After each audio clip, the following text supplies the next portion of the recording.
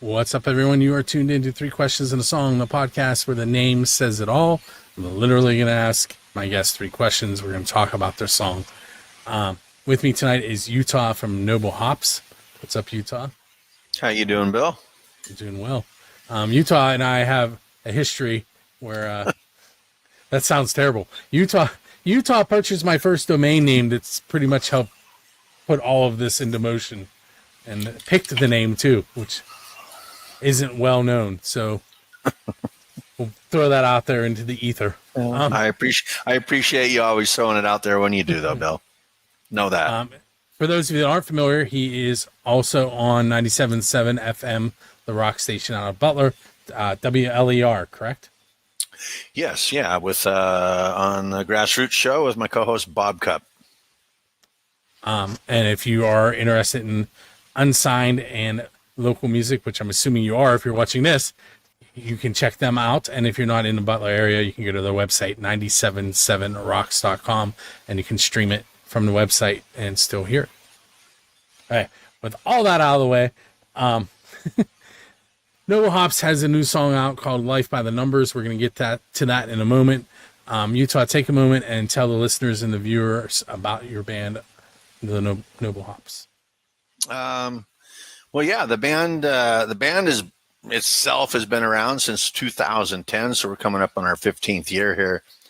And but started as an acoustic duo type thing, but slowly morphed into what it is today, with a lot more focus on the original music aspect of it. And that kind of came about through the loss of a good friend named Mo Nelson, and the fact that he had left behind at least his music. You know, we still have that to share and enjoy, and it kind of lit the fire under my ass that I need to get on my stuff and get it going.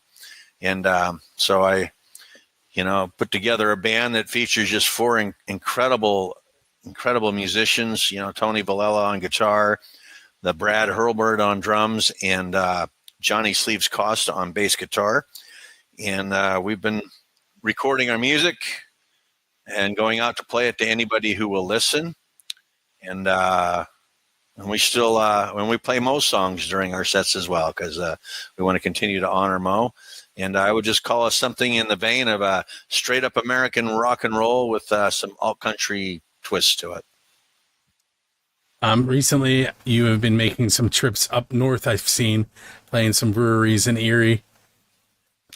We've been getting around quite a bit regionally, from Mansfield through Youngstown. In fact, just played a great show at Biker's Brew House here not too long ago in Youngstown area for the Let Freedom Ring tour with Gary Burke III. And we have really built, I think, a presence in Erie, and we are continuing to do so. And now we're looking forward the end of summer here to getting out the central part of the state, and then got our eyes on down south next year. So I'm sitting here thinking, okay, what am I going to ask him? And I flash back to It's pizza SOS. question. Yeah, that's. Okay. I flash back to the SOS when you were like, "Oh, now I can ask you questions." That was hilarious. Anyone not familiar with that? It is on Music from the 412 on both the live and on demand. You can find it, and you can hear Utah try and put me on the spot. That was a great project, and I would say probably that's where Music from the 412 kind of came out of. So I would agree, since the very first conversation I had with Rocky about it was in Next Door Cafe and stuff. And I can tell you that Bob and I both were very honored to have been asked to MC all of that. So thank you all. I don't know what that noise is that keeps kicking on there, but did you hear it again? It went away quickly that time. Was it this? No, there's like a big humming noise, but you'll hear it in the playback. Awesome. My power went out today, and everything is being weird today. There you go. Blame the Russians. Sounds like a plan. Yeah. This brings the movie Aerosmith did the whole soundtrack for. Why can't I think of the name of it? They blew up an asteroid. Armageddon. Oh, okay. There you go. Russian parts, American parts, all made in Taiwan. That's funny stuff because I started out my first real job in a way. It was in the semiconductor industry many years ago, and plant closed due to them shipping all of that work overseas to like Taiwan and places like that. So it's pretty funny that you said that.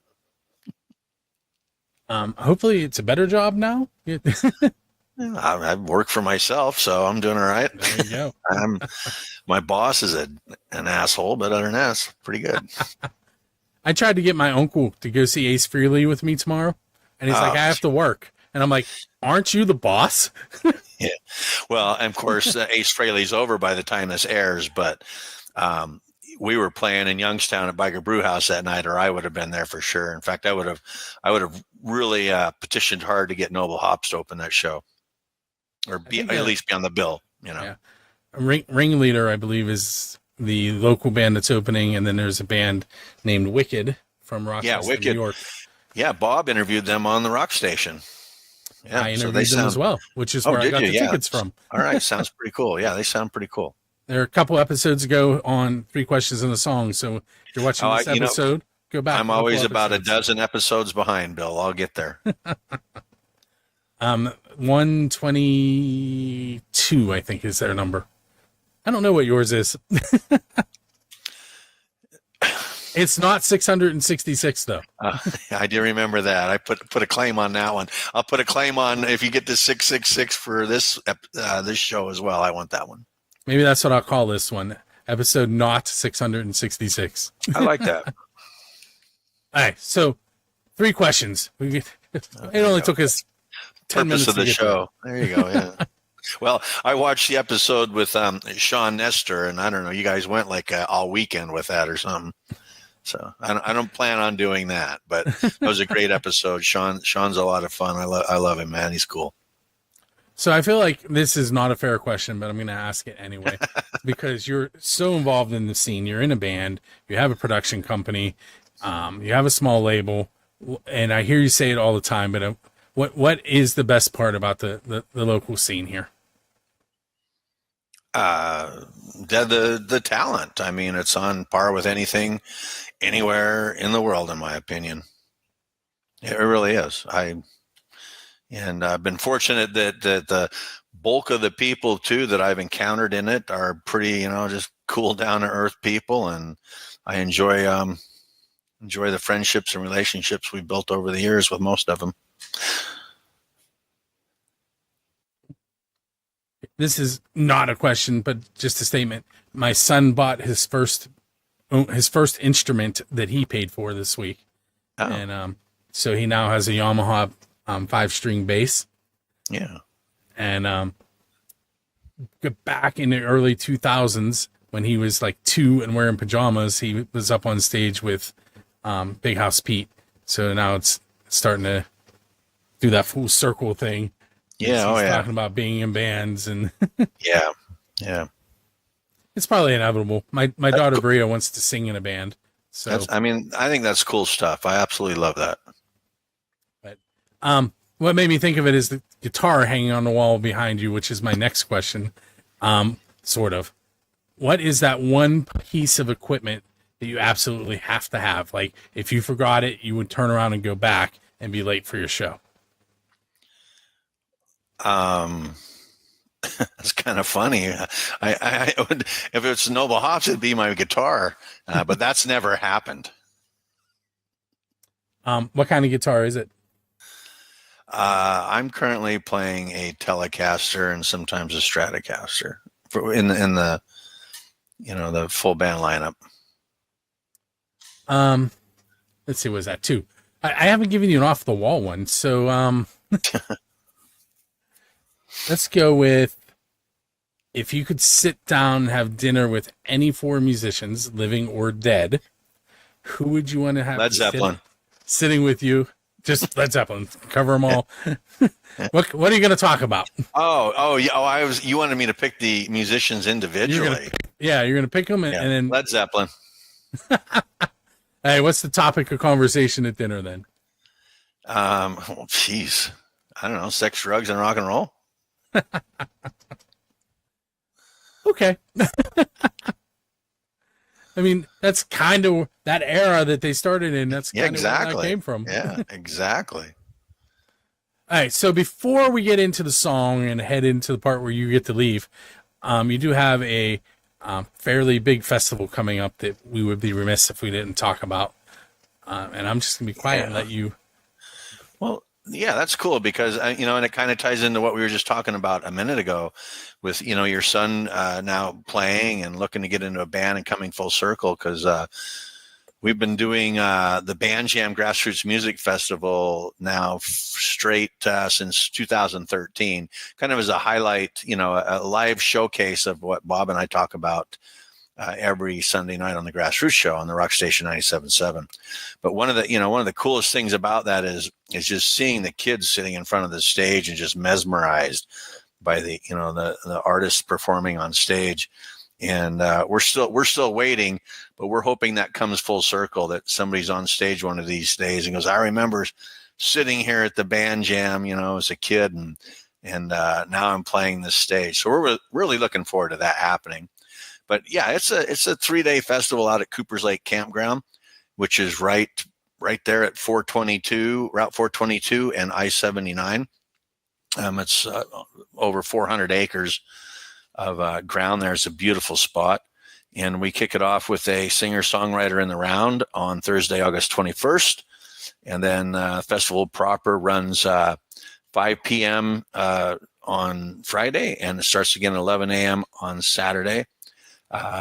It's a family-friendly event, so much so that kids 17 and under are free. And tickets are $30 for the whole weekend for those who are older than 17, or you can do $20 per a single day if you can only come out for one day. There's tons of camping there. However, camping is sold separately through Cooper's Lake Campground. We can't do anything for you there. That's just how it is, but you still need an admission ticket for the festival. And you can check out all the information on that at www.thebandjam.com.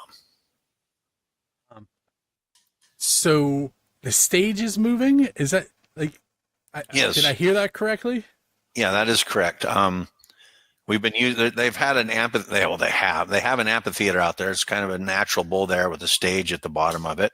We've been using that for all of these years, but we've kind of outgrown it a little bit. And it's one of them situations where if you're a Band Jam veteran in the know, to get there early. It's kind of like a parade, and stake out your territory with your chairs and your tents. But if you show up late or you're new to the festival, you're kind of like, well, where do I go? Other than I have to sit in this bowl. And that can be a little hard to do over, 2 days of live music. So we're bringing in a mobile stage this year and putting it just kind of over the hill, but it'll be facing, more of a more level, grassy field area that we hope people can take advantage of and enjoy the festival a bit better. Bring a pop-up tent, your chairs, whatever, and just sit there and enjoy the music all day. That's what we're hoping for. That's 2 years ago. I brought my camera with me, and I got there. I'm like, I'm not going down there. So last year I did not bring it. Well, yeah, about it. Yeah, and back in the day, I mean, Bob and I used to hike that bowl constantly, and age doesn't even allow us to do that anymore. I had to start renting a golf cart, and Bob brings his. But yeah, so I mean, and I've sat on the on the hillside just to talk to people for a little bit, and I'm kind of like, man, I got to stand up, I got to move, I got to do something. And so we're trying to up our game a little bit and turn the corner with this festival, so to speak. Okay, so let's go back to the song "Life by the Numbers." You're old enough. Not everybody I say this to is old enough to understand, but this is your MTV moment. Give me a storyteller's version of this song. Well, I mean, it's a lot of my writing, and I mean, is grounded kind of in where I'm at as a person, I guess, with how I see things. I'm very liberty minded. The ideals of and the foundations of liberty are very important to me, and I think that we could do a lot better as humans and civilization if we just adopted those principles a little bit more. So the song just kind of talks about some simple things in the vein of that. Get up every day, do what you need to do, own your own shit, take care of yourself. And I'm not saying don't take care of other people around you either, but there's a reason they have you put the mask on first on an airplane, that loses oxygen. What can you really do for somebody else if you can't do much for yourself? So it's kind of along, them veins. And, we've been holed up at Rattleclack Studio there with Jazz Byers recording our stuff. We've got a lot of stuff in the works. We dropped Kelso Beach back in February, and it has just blown up for us, which is great. On this song here, second release for us here in 2025, I just, I felt the song, the bridge section just needed some gospel laid down to it, because that's where it just kind of hammers the truth home. I'm like, I need some gospel on here. So I called up a friend of mine. I called up a friend of mine that you may or may not heard of. She's known as the Lady of the Blues there in Pittsburgh. That's Miss Freddie. And, just so awesome of her to agree to do it. And she came in after working a whole shift at the hospital. It was Mother's Day, and threw that down on there, and it changed the trajectory of that song. You can't believe it was even more than I had, envisioned in my head of how it would go. And so I'll forever be thankful for her, with that. And she lays the gospel down.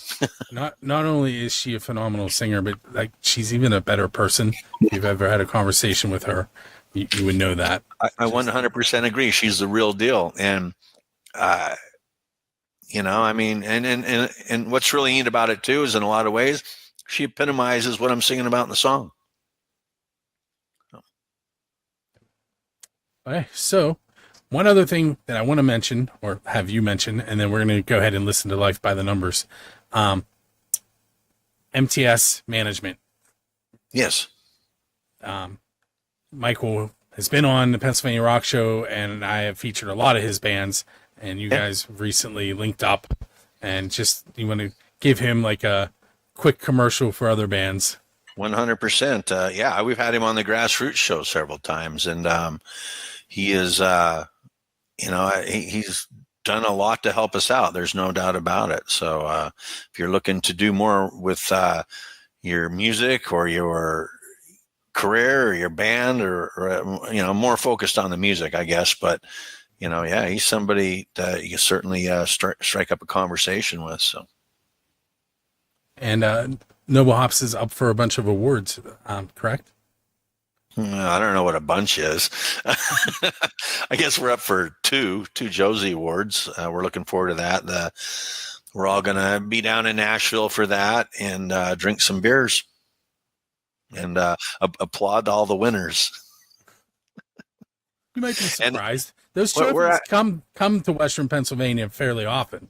Oh, yeah. We talk about them on the Grassroots show whenever that does happen. And, of course, we have featured many of the artists on our show as well with that. That was we did get nominated for the song we dropped in February called Kelso Beach. So we're excited about that. And I think we're also nominated for Best Rock Group or something along those lines. Yeah. Well, I want to thank you for hanging out with me today. I know this was a hard one to get scheduled.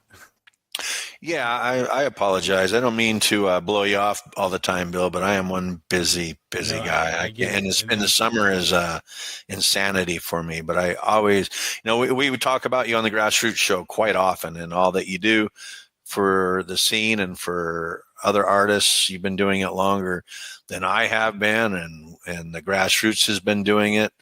And so, I hope everybody does appreciate it, and it's good stuff. All right, so up next we have Life by the Numbers. Make sure you check in on us at music412, buildthescene.com, and make sure you head over to noblehopsmusic.com. Get Kelso Beach, get Life by the Numbers. There are some other things there. Do you have the Amish Ninja on there? Oh, yeah, we got the Amish Ninja up, and then Me for Me is up there. Oh, that one's very and then That's one of my more personal songs. I absolutely love that song, and the production and everything that came out of that song is just incredible to me. I absolutely love it. We recorded that with Rue Dog at the Leaning Studio of Green, and I'm so happy with the way that one turned out. And we got a cover up there too of one of Mo Nelson's songs called "Wicked Rest." And you can call the rock station 97.7, request any one of them songs, or request songs from your favorite local artists. And guess what? The rock station plays them in regular rotation. So again, that's 977rocks.com for those of you not in Butler County like me. Yeah, or 97.7 FM if you're in the listening area. Okay. So Life by the Numbers, and check everybody out.